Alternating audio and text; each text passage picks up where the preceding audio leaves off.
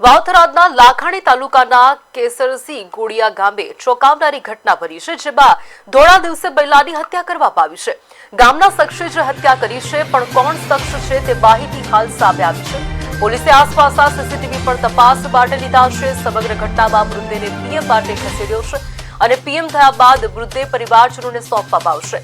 મહિલાની હત્યા થતા ગામમાં લોકોના ટોળા એકઠા થઈ ગયા હતા અને ગામમાં શોકનો માહોલ છે। ઘટનાની જાણ થતાં જ આગથડા પોલીસ તાત્કાલિક ઘટનાસ્થળ પર પહોંચી હતી અને ગામમાં અમુક શખ્સોની પણ પૂછપરછ શરૂ કરી હતી।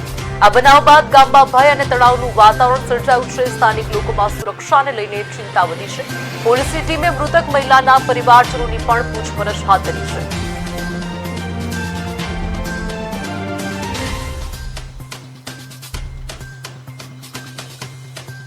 બેન જેના પતિનું નામ પ્રભુદાસ દેવરદાસ સાધુ વૈષ્ણવ છે અને તેનું આંગણવાડીના મકાન ખાતે જ મર્ડર કરવામાં આવેલ છે, ખૂન નિપજાવવામાં આવેલ છે, ચપ્પુના ઘાથી ખૂન નિપજાવવામાં આવેલ છે। એ ઘટનાથી તમામ સમાજોમાં ખૂબ ભારે અરેરાટી પ્રસરી ગઈ છે। આરોપી નજર કેદ હેઠળ છે। ફરિયાદ કરવાની પ્રોસિજર ઇત્યાદિ કરવાનું ચાલુ છે। એ મરણ જનારના પિયર પક્ષમાંથી રાજસ્થાનમાંથી એના પિયરિયા લોકો ત્યાંથી આવે છે, એટલે સાસરી પક્ષના એના પતિ, દિયર, જેઠ અને સસરા વગેરે કહ્યું કે પિયર પક્ષના લોકો આવ્યા પછી જ એ લાશને અહીંથી હટાવવામાં આવે, ત્યાં સુધી ન લઈ જવામાં આવે।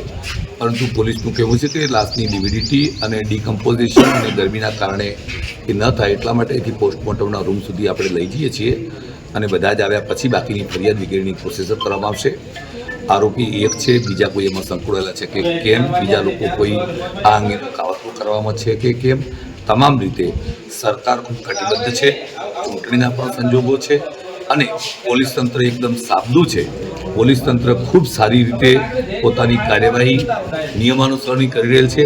કોઈ જાતની કચાશ રાખવામાં નહીં આવે એવો પાકો ભરોસો અને વિશ્વાસ છે અને એ પ્રકારે તમામ પોલીસ તંત્રની કાર્યવાહી થઈ રહી છે અને પૂરેપૂરો ન્યાય એને મળશે। જે કોઈ આરોપી હશે એને જેલના આવેલા પાછળ મૂકવામાં આવશે।